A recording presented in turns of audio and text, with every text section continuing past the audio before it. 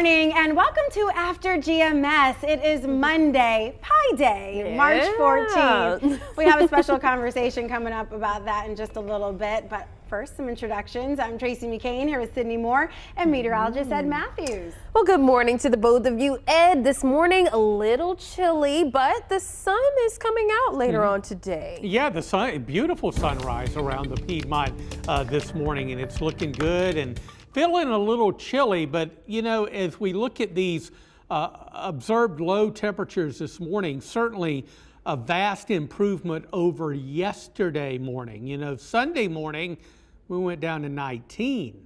We went down to 32 this morning. 33 the low in Winston-Salem. Burlington down to 27. 29 at Lexington. Asheboro down to 32. 28 in Reedsville. Martinsville and Danville went down into the mid-20s this morning. Wilkesboro 28 for the low, also 28 for the low over in Mount Airy. Just a few scattered high clouds across the area. I think overall a mostly sunny day in store for the Piedmont, and our current temperature is our low so far this morning at the freezing mark, 32. Are you ready for a warm up? I think most of us are. After a rather chilly weekend, our high yesterday was 49. We're going to zip by that today on our way to the low 60s. Could be a few mid 60s, but low 60s will be common across the area. We'll reserve the mid 60s and upper 60s for tomorrow. When we have a partly sunny sky, we'll see a mostly sunny sky today, partly sunny tomorrow. Low pressure moving through the deep south will take a turn and move up the eastern seaboard Wednesday night, and that'll spread some rain into the Piedmont Wednesday afternoon, Wednesday night, and early on Thursday. And once it moves out, we're back to dry weather by Friday. Looking good. 63 today, 67 tomorrow. Afternoon rain on Friday and 62. That rain will taper off Thursday morning. Partly cloudy Thursday afternoon and 66, and can't wait for Friday and Saturday when temperatures are likely to warm into the lower 70s. Only a small shower chance on Saturday. I was just telling Sydney, I was like, Sydney, I can't believe it snowed this weekend. She said, where, here? Right. And I was like, yeah, I mean, flurries, it didn't stick or anything, but I mean, just the fact that it was cold enough for whatever was out there to change to snow and flurry, it was insane. North Carolina weather means business, doesn't it? That back and forth. Yeah, never a dull moment. Never a dull moment. Exactly. It was pretty. I saw some flurries here in Greensboro. It was just cool to look at. Yeah, look at, not shovel, so that's good. Yeah. All right, everybody, get your brackets ready. March Madness is here. North Carolina well represented in the tournament, including ACC teams Duke and Carolina, and on the women's side, Carolina and NC State. Look at that. We want to know, do you fill out a bracket, and who do you think will win? So, dancing this year, the Duke Blue Devils.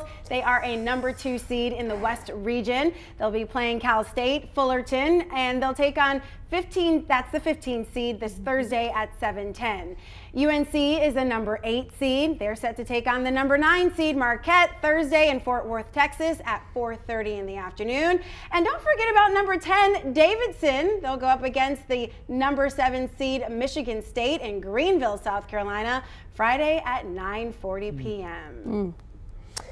Well, what are you looking forward to at that?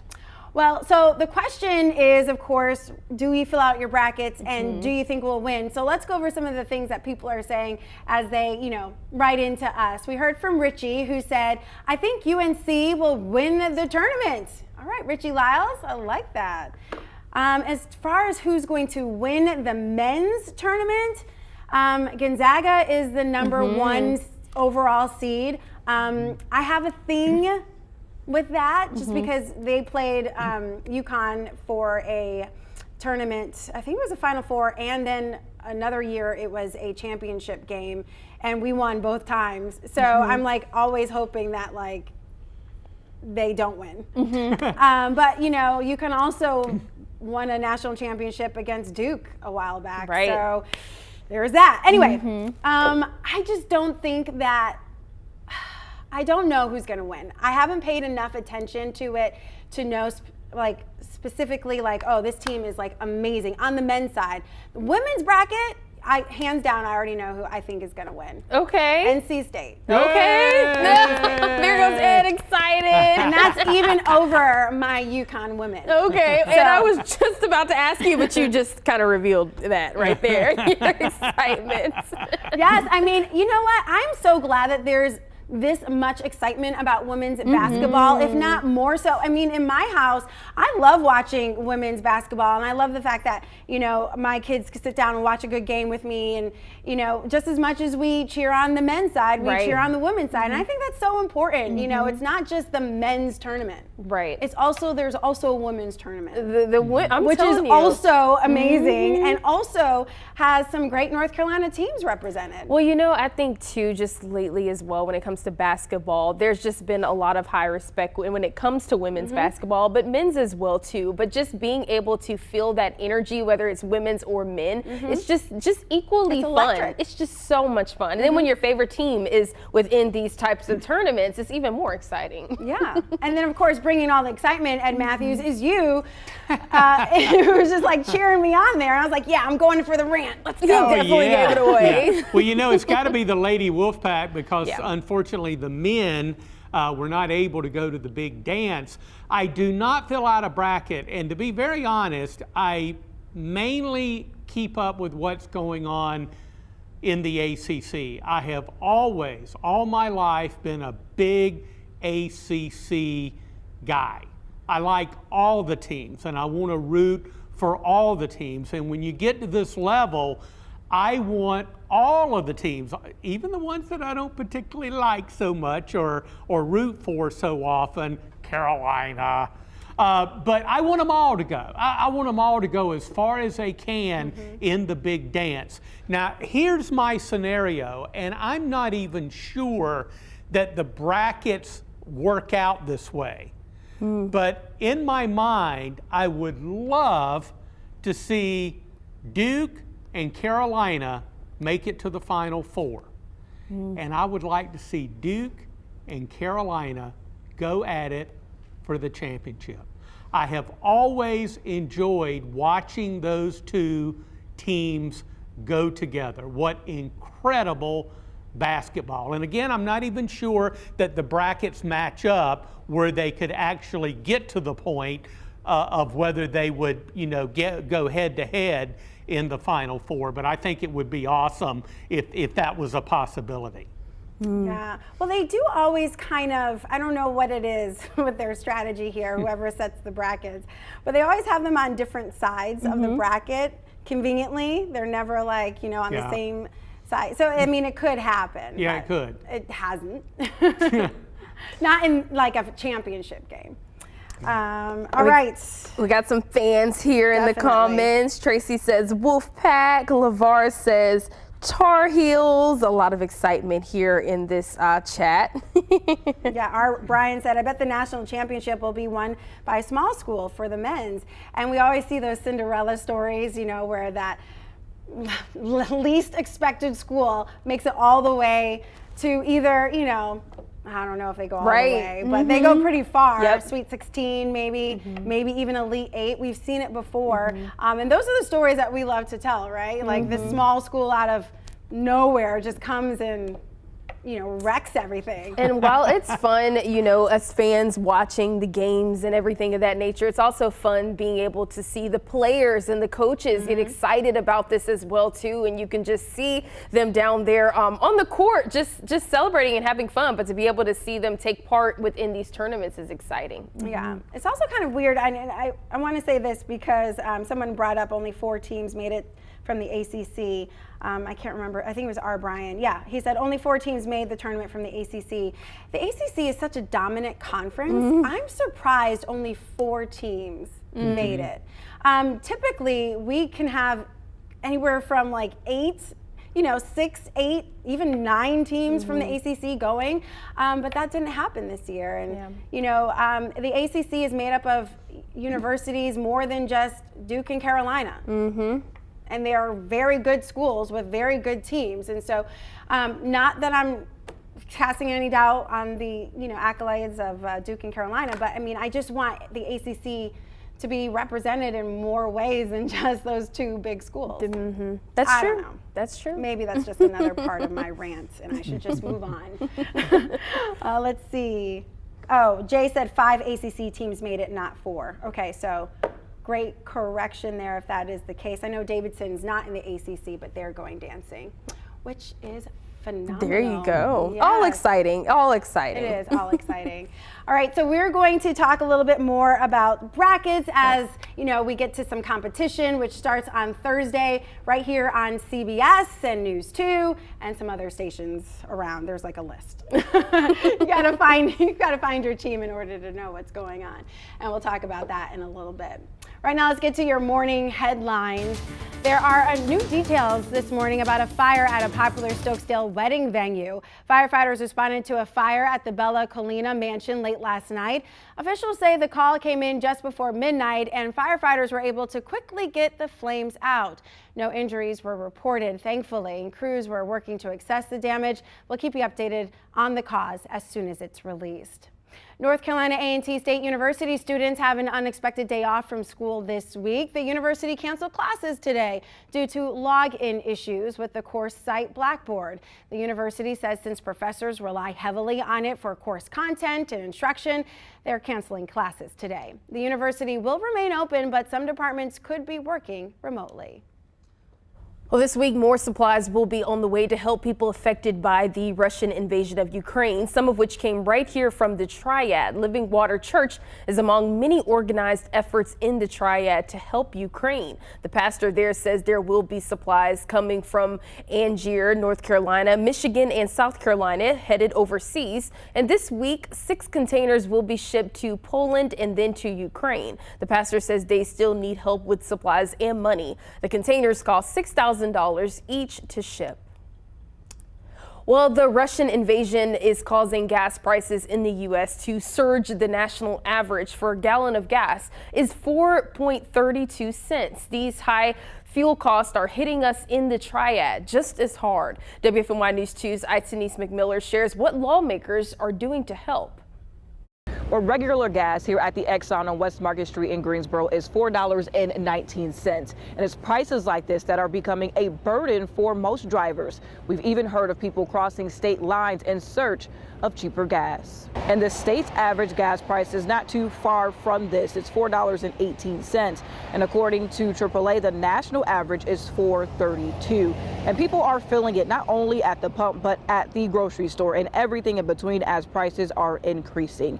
Experts with the Bureau of Labor Statistics say we will feel the impact for months to come. Most of the inflation we're seeing is due to supply chain disruptions and consumer demand after the economy reopened in 2021.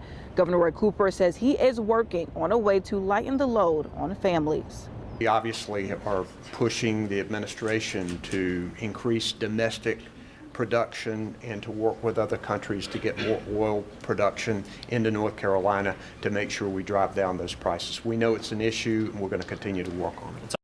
And when it comes to money spent to fill the tank, talk of eliminating the gas tax at federal and state levels is a conversation among lawmakers right now. 6 governors sent a letter to Congress wanting to pass the Gas Tax Relief Act. It would take off the federal gas tax, saving folks about 18 cents per gallon at the pump.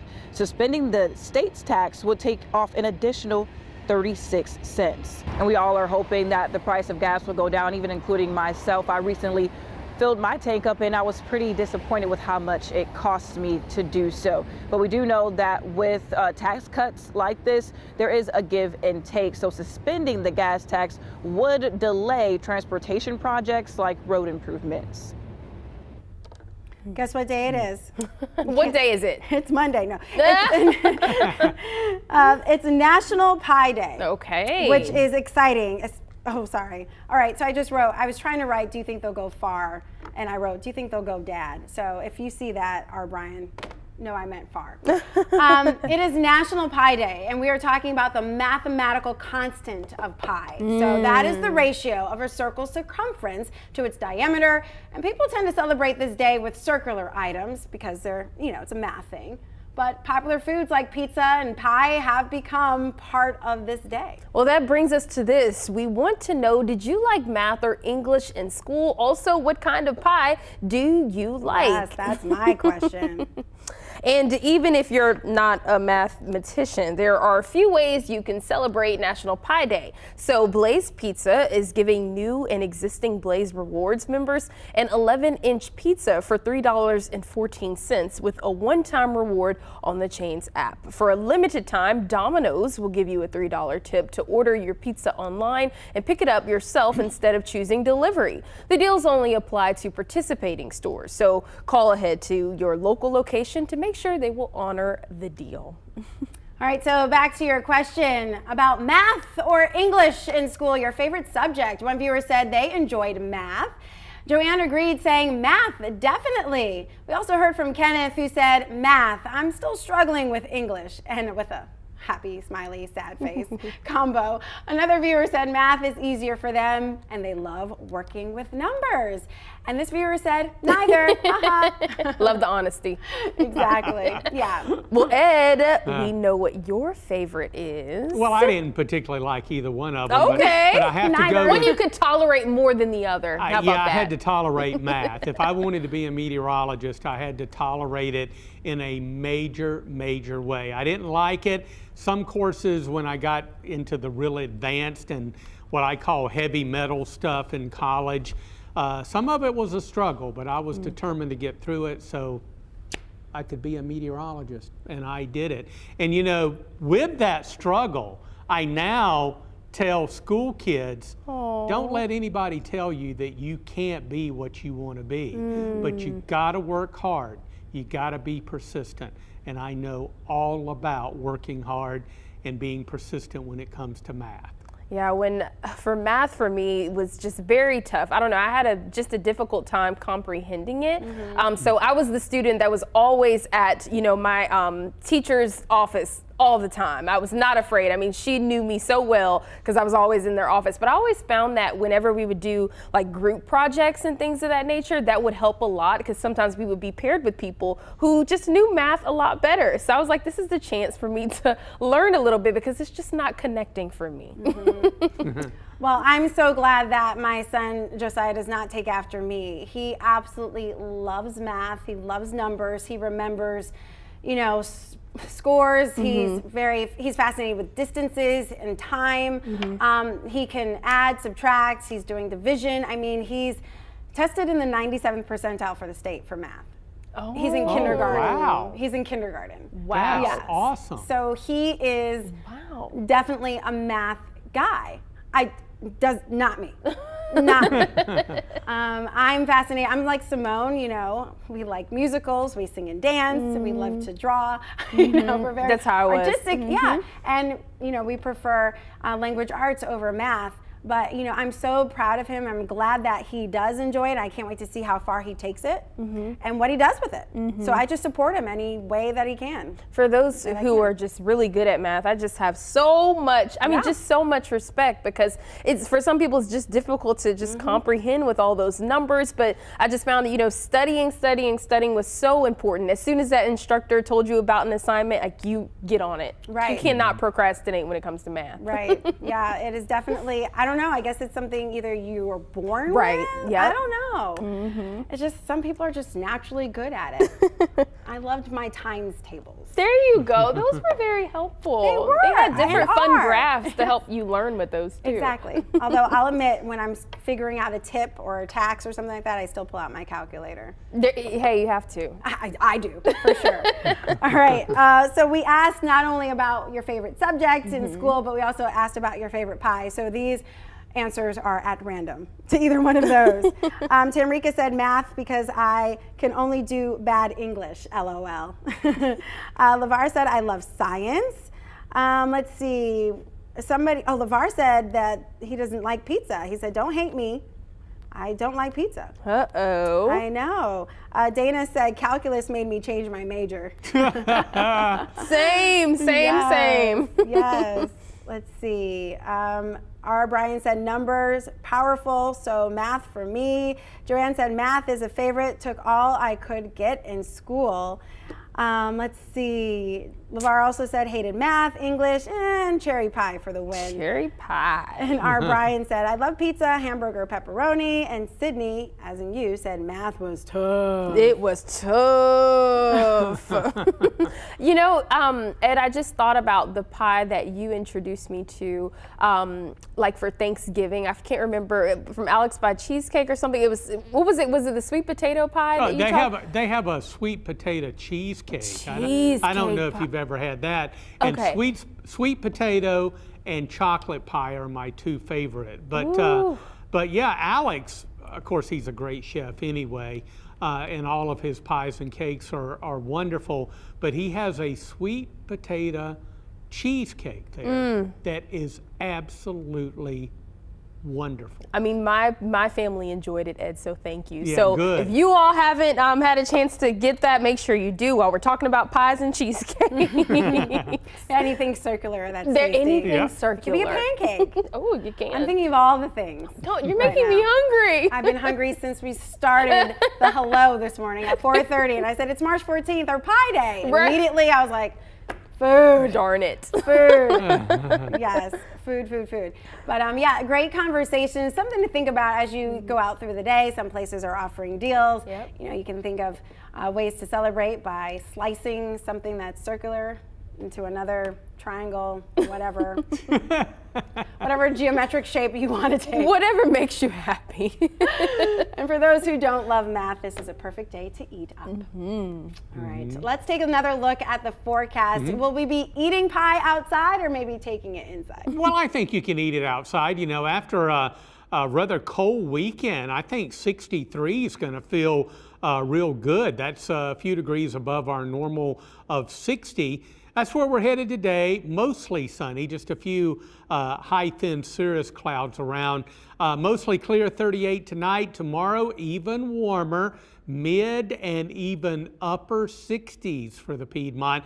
We'll bring in a rain chance Wednesday afternoon through early Thursday as a low pressure system tracks up the Carolina coast. Once it moves on out, partly cloudy Thursday afternoon and mid 60s. And boy, can't wait for Thursday and Friday. We could see some lower 70s here in the Piedmont. Looks dry on Friday, only a small rain chance coming up on Saturday. Sorry, our Brian said, did anybody like PE? And I was just typing, I loved PE. Loved it. Majored in it. Yeah, not me. I just no. Oh, I loved PE. I loved it more when I didn't have to change clothes before. You know, like in elementary, middle school, you just kind of wear what you wear all day and take part. And in high school, they made you change your clothes. Well, I liked it to get out of the classroom, so Yeah. to say, to have a change of environment. But in terms of some of those activities, no. Not a fan of dodgeball. Wasn't a big fan. All right, Ed Matthews, thank you so much for the forecast and the fun. You're always a big ball of joy. Oh, thank you. And we will be back here tomorrow for another great edition of After GMS. And we'll see you then. Hang tight, everybody, and eat some pie. Take care.